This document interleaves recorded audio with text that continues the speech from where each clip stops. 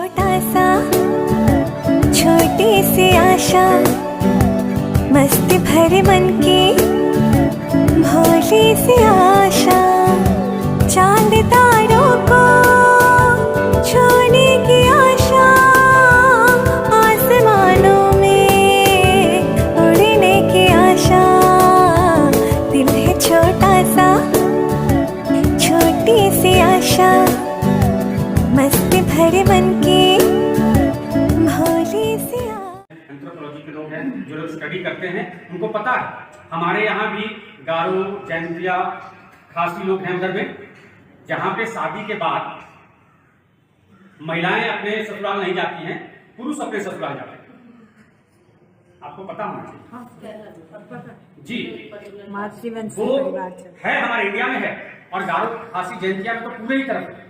वहां पे मात्र सत्तात्मक सोसाइटी है, प्रॉपर्टी पुरुषों को नहीं मिलती है, बेटों को नहीं मिलती है, बेटियों को मिलती है। ये हमारे यहाँ है। आप हमारे यहाँ जनजातीय सोसाइटी में आप देखते हैं कि हम लड़के वाले जाते हैं, लड़कियों वाले जाते हैं। हमारे यहाँ जनजाति छोटा नागपुर में, तो ये हमारे यहाँ बहुत ही शिक्षा अच्छी है, बहुत जगहों पे रिस्पेक्ट में, लेकिन गुंजाइश तो है, बहुत जगह कमियां हैं, और सबसे बड़ी कमी है शिक्षा का स्तर। अगर आप संसाधन विहीन हैं, खासकर ग्रामीण क्षेत्रों में जो मैं देख रहा हूं, और किसी के घर में 3 बच्चे हैं, संसाधन विहीन है वो, तो वो अपने लड़के को पढ़ने भेजेगा, लड़की को पढ़ने नहीं भेजेगा, वहां पे वो रोक देता है। अब जब लड़की पढ़ नहीं पाई, सक्षम नहीं हो पाई, जानकारी उसकी नहीं बढ़ी, तब आगे वो कहां तक बढ़ पाएगी, ये सोचने की बात है। और हम आप करते हैं, हमारी सोसाइटी करती है, मैंने देखा है, और आप भी देखते हैं। आपके ही घर में, आपके पड़ोस में, आप पढ़े लिखे हैं, आप वो नहीं करते, लेकिन आपके पड़ोस में, आपके रिश्तेदारी में ये होता है। अगर संसाधन सीमित है तो बच्चे को, जो मेल है उसको प्रमोट किया जाता है, जो फीमेल है उसको रोक किया जाता है। और माएँ करती है, पिता भी करते हैं, उतने ही दोषी हैं जितने माएँ दोषी हैं, क्योंकि बहुत सारे डिसीजन दोनों मिलकर लेते हैं। तो मैं बहुत बड़ी बड़ी बात ना करके इनको अगर हम देखें, हमारी सोसाइटी में क्या हो रहा है, आप देखेंगे डेली न्यूज़पेपर पे डाइन प्रथा, आपने देखा होगा कि प्रत्येक दिन, एवरी डे, कहीं ना कहीं डाइन के नाम पे महिलाओं को प्रताड़ित किया जाता है। आपने डायना का नहीं सुना कि किसी मेल को प्रताड़ित किया जाता है, डायनी होती है, डायना नहीं होता है। रीजन क्या है? वो कमजोर है, या तो उसके हस्बैंड का देहांत हो चुका होगा, उसकी जमीन को हड़पना या उसकी प्रॉपर्टी को हड़पना, और उसको अकेला पाकर लोग इस तरह के कृत्य करते हैं। और हमें अपने बच्चों को समझाना है, क्योंकि ये बच्चे जो भी गांव में रहते हैं, बहुत सारे बच्चे, और ये मूक दर्शक बने रहते हैं, मुझे पता है। यहीं से बच्चे जब पढ़ के जाते हैं, उनके गांव में ये कृत्य होता है, तो वो चारों ओर घेर के मूक दर्शक बने रहते हैं। मेरा बच्चा ही तैयार नहीं होता, आप कुछ नहीं करता। हम बहुत बड़ी बड़ी बातें करें, अपने बच्चों को ये नहीं सिखा पाए कि आपके गांव में अगर डाइन है, डाइन को प्रताड़ित किया जाता है डाइन के नाम पे, तो आप उसका विरोध करें। अगर मेरा बच्चा ही, हमारा काम क्या है, हमको जो करना था हम कर रहे हैं, हमको जो बनना था बन गए। अभी मेरा कर्तव्य क्या है, बच्चों को इस तरह से संस्कार देना, इस तरह से उसको अनुशासित कराना कि समाज में वो अपने आप को खड़ा कर सके और समाज में कंट्रीब्यूट कर सके। तो इस तरह की प्रथा जो है, उसको रोकने में बहुत बड़ा रोल हमारे बच्चों का होना चाहिए, क्योंकि ये पढ़ लिख के गांव से आते हैं। 90% बच्चे हमारे गांव से आते हैं, जिनका बेस गांव में है। लेकिन आपने देखा होगा, समाचार पत्रों में देखा होगा कि पूरा गांव घेर के खड़ा है और एक डाइन को प्रताड़ित किया जा रहा, डाइन के नाम पे एक स्त्री को प्रताड़ित किया जा रहा। मेरा बच्चा भी नहीं बोलता, यहां पढ़ेगा, भाषणबाजी होगी, लिखेगा, अच्छी बात, लेकिन जब उतारना होगा उसको जीवन में, तो फिर वो चुप हो जाता। उसमें लड़कियां भी, लड़के भी हैं। धीरे धीरे समाज बढ़ रहा है, महिलाओं की भागीदारी बढ़ रही है। हमारे महाविद्यालय में ही महिला शिक्षकों की संख्या दिन प्रतिदिन बढ़ रही है, आपकी संख्या बढ़ रही है, आप पढ़ा रहे हैं, तो भागीदारी तो बढ़ रही है। उनको बहुत सारी सुविधाएं मिली हैं, मैटरनिटी लीव के रूप में और भी लीव के रूप में बहुत सारी सुविधाएं मिली हैं। धीरे धीरे सरकार अपना देगी, सरकार का काम है। आप लड़ेंगे, लिखेंगे, बोलेंगे, विचार देंगे, सरकार करेगी। अपने लेवल पे कम से कम क्या कर सकते हैं उसको तो देखना है ना, लेकिन हम वो नहीं करते, अपेक्षा दूसरे से रखते हैं। अपने लेवल पे जो करना है उसको हम नहीं कर पाते। मेरा विरोध यही पे, मैं इसी बात का विरोध करता हूं जो मेरे बस में। ठीक है, मेरे क्लास में बेंच डेस्क नहीं है तो वो सरकार से पैसा आएगा तो खरीदेंगे, लेकिन उसके बदले क्लास ही नहीं लेंगे जब तक बेंच डेस्क नहीं आएगा, तो ये तो गलत है ना, बिल्कुल गलत है। बेंच आएगा, सरकार का काम है, प्रशासन का काम है, जब आएगा आएगा, जब तक नहीं तब तक गरीब पढ़ाएंगे। ये मेरा कर्तव्य है, मैं अपना कर्तव्य करूं, उसके साथ साथ लड़ूं, उसके साथ साथ डिमांड भी करें, लेकिन हम ऐसा नहीं करते। और इसी कारण से हमारी महिलाएं पीछे रह रही हैं, वो डिपेंडेंट ज्यादा है पुरुषों पर, बचपन से उनको शिक्षा दी जाती है। और हम आप करते हैं, कोई दूसरा कोई नहीं करता। बच्ची है घर में, तुम बीच में बैठो, किनारे का भैया बैठेगा, आप करते हैं, सभी लोग करते हैं। देखिए, किसी के प्रति सजग रहना अलग बात, लेकिन किसी को अधिकार से वंचित करना अलग बात। सजग रहना हमेशा ठीक है कि हमारी बच्ची जा रही है, उसको कहीं दिक्कत ना हो तो हम पीछे पीछे देखें, समझे, उसके फ्रेंड सर्कल को समझे, उसके चीजों को समझे, लेकिन पूर्णतः उसको वहां से हटा दें इस कारण से कि मुझ पर ज्यादा बोझ पड़ेगा, ये गलत है। और बिना विरोध यही है, ये हमेशा होगा। आपने देखा होगा, अभी सरकारी इंस्टीट्यूशन सब हैं तो आपको बराबरी का मानदेय देते हैं, सरकार ने नियम बनाया, लेकिन बहुत सारे प्राइवेट ऑर्गेनाइजेशन हैं, खेल संस्थाएं हैं, जहां पे पुरुषों को अलग मिलता है मानदेय और महिलाओं को अलग मानदेय मिलता है। उसकी लड़ाई चलेगी, अलग चलेगी, चल रही है, धीरे धीरे सुधार भी हो रहा है। लेकिन हम अपने अड़ोस पड़ोस अगल बगल, आप बगल में देखिए, घर के बगल में देखिएगा, एक चाइल्ड लेबर को लेके जाते हैं, 12 साल की बच्ची, 13 साल की बच्ची, दिन भर काम कराते हैं, सही से खाना भी नहीं देते हैं, बट हम और आप प्रोटेस्ट भी नहीं करते। उतना तो कर ही सकते हैं ना, क्या प्रोटेस्ट करें आप? नहीं है तो चाइल्ड केयर में फोन करते कि भाई आके देखिए बच्चे को प्रताड़ित कर रहे, दिन भर काम करवाते हैं और सही से खाना भी नहीं देते। हमारी मारवाड़ी कॉलेज ब्रांच की वनस्पति विभाग की छात्रा आप सबों को अंतर्राष्ट्रीय महिला दिवस की हार्दिक बधाई देते हुए सबका अभिनंदन करती हूँ। मैं यहाँ ज्यादा कुछ बोलना नहीं चाहती, लेकिन मैं अपने आंखों से कुछ उदाहरण देखी हूँ, मैं उसको आप सबों के सामने स्पष्ट करना चाहूंगी। मैं अभी 2 दिन पहले अपने ग्रुप में, व्हाट्सएप ग्रुप में डाली थी, क्लास को लेकर के सर ने मुझे कहा था कि 1 बजे से क्लास है, तो आप सबको इन्फॉर्म कर दो कि सब क्लास के लिए आ जाए।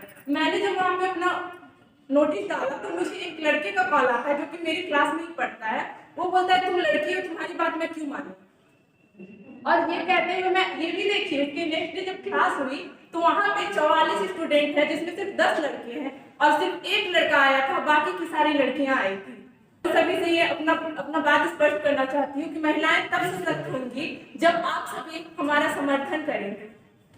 साथ ही साथ मैं गांव से बिलोंग करती हूँ और वहाँ आसपास के एरिया में ये देखती हूँ कि बच्चियों को लोग पढ़ाते नहीं हैं, और जब मैं वहाँ पे बोलती हूँ कि आप पढ़ाते क्यों नहीं है, जैसे मेरे मम्मी पापा मुझे पढ़ा रहे हैं, मैं एमएससी कर रही हूँ, तो आप भी पढ़ाइए, तो वहाँ पे मुझे ये देखने को मिलता है, कहते हैं कि अगर पढ़ाई में पैसे लगा देंगे तो फिर दहेज कैसे देंगे। और ये चीज दहेज वाली बात मुझे कहाँ से देखने को मिलती है? पढ़े लिखे लोग जो अच्छे पोस्ट पे है, अगर इंजीनियर है तो उसका 10 लाख, अगर कोई डॉक्टर है 20 लाख, कोई उससे ऊंचा पोस्ट है 30 लाख, ऐसे डिमांड देखने को मिलते हैं। लेकिन अगर कोई किसान है तो वो कभी डिमांड नहीं मांगता है, वो बोलता है मैं फ्री में ही शादी करूंगा, लेकिन उससे लड़की नहीं देंगे। क्यों? क्योंकि उसका भविष्य नहीं है। तो ये सब हमारे बीच आसपास में जो लोग हैं उन्हीं के देखने को मिलते हैं। और मैं यहाँ पे बहुत सारी शिक्षिकाएं मौजूद हैं या फिर शिक्षक है, उनकी भी बेटे और बेटी होंगे। मैं अपना ये बात रखना चाहूंगी कि आप लोग क्या ये शपथ ले सकते हैं कि हम अपनी बेटी की जब शादी करेंगे तो उसे दहेज नहीं लेंगे? हम लोग ले लिए हैं।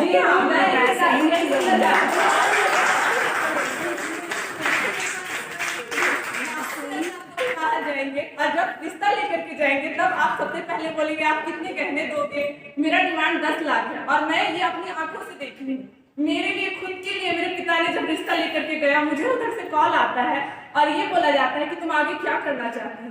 मैं उस टाइम पे बस ग्रेजुएशन पास आउट थी, मैं ये नहीं बोली कि मुझे बीएड करना है, तो उधर से आता है कि अच्छा मतलब तुम 2 लाख के धक्के में पढ़ाओगे। जब मैं अपने माता पिता से ये बात बोली कि मेरे ससुराल वाले तो फिर मुझे नहीं पढ़ाएंगे, तो आप लोग मुझे पढ़ाओ, आप लोग मुझे पैसे दो। तो वो लोग कहते हैं अगर मैं तुम्हें बीएड करने के लिए पैसा दे दूंगा तो फिर दहेज कहाँ से दूंगा। ये मेरे खुद के घर में हो रहा है और मैं यही कहना चाहूंगी यहाँ उपस्थित बहुत सारे मेरे जो क्लासमेट है उन लोग के घर में भी सेम चीजें हो रही है। इसके साथ साथ और ये भी देखने को मिलता है, जैसे अभी एजुकेशनल टूर के हमारे कॉलेज में ऑर्गेनाइज हुआ था, जो हमारे एनएसएस के पीओ सर ने ऑर्गेनाइज कराया था, तब मैं अपने दोस्तों से बोली कि तुम लोग चलोगी क्या। वो लोग बोलते हैं कि मैं अपनी मम्मी को बताऊंगी, मम्मी पापा से कहेंगी, उसके बाद मैं तुम्हें बता पाऊंगी। तो क्या मतलब हम लोग घर में ये इतना नहीं दे सकते हैं किसी को कि जब बेटा बेटी बराबर होता है, बेटा अगर सर उठा करके अपने पिता से बात करता है तो बेटियां नहीं कर सकती है। लेकिन वो चीज हमें हमारी माँ ने सिखाया घर पे कि नहीं, तुम्हें कोई भी बात करनी है पहले मुझसे कहो, मैं तुम्हारे पापा से कहूंगी। तो इन सब में जब इन सब बातों में बदलाव लाएंगे तभी हम सारी महिलाएं सशक्त हो पाएंगी। और इसका मेन योगदान हमारी माँ को जाता है। अगर हमारी माँ हमें सपोर्ट करेंगी और कल को गए हम जितनी यहाँ लड़कियां हैं वो भी कभी माँ बनेंगी। तो मैं उन लोगों को यही कहना चाहूंगी कि आप बचपन से अपने बच्चे को शिक्षा दें, चाहे वो लड़का हो चाहे वो लड़की हो, कि आगे चल के जैसे अभी हम मैम ने बताया कि बलात्कार और भी बहुत सारी संविधान प्रथा के बारे में बताया, तो वो सब जब जड़ से हम छोटे बच्चों को समझाएंगे तो ये सब बातें होंगी ही नहीं और सब सशक्त होंगे। Now imagine a gender equal world, a world free of biases, stereotypes and discriminations, of equality.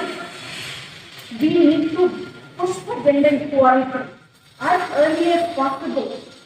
Fundraising for those NGOs who are working for women-focused charities.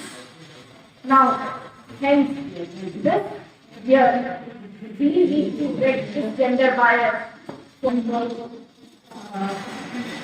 सभी जितने भी यहाँ पे उपस्थित गुरुजन है सभी को मेरा नमस्कार और साथ में मेरी सभी साथियों को आज हैप्पी न्यू ईयर डे की तरफ से।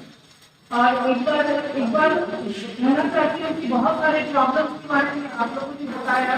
प्रिंसिपल सर ने भी कहा कि हाँ हमें इसकी शुरुआत अपने घर से करनी चाहिए। ये बात बहुत हद तक सही है। बचपन से जब भी मैं पेपर पढ़ती हूँ तो उसमें मुझे एक कॉलम हमेशा से मुँह चिढ़ाता हुआ प्रतीत होता है, वो कॉलम है बलात्कार। हर पेपर में ये चीज हम रोज पढ़ते हैं, लेकिन क्या है कि हम लोग उसके ऊपर कुछ भी नहीं कर पाते हैं। लेकिन ये चीज हर महिलाओं को अंदर ही अंदर काफी पीड़ा देता है, क्योंकि ये बलात्कार एक ऐसा शब्द है जिसमें औरत की फिजिकली नहीं मेंटल हरासमेंट भी होती है।